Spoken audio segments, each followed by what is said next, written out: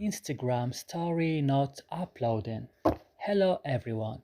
In this video we talk about how to fix this on your Instagram. Just watch this video till the end. So first you need to go to your settings of your phone, then go directly and open apps option. Here on apps option you have to search now for Instagram.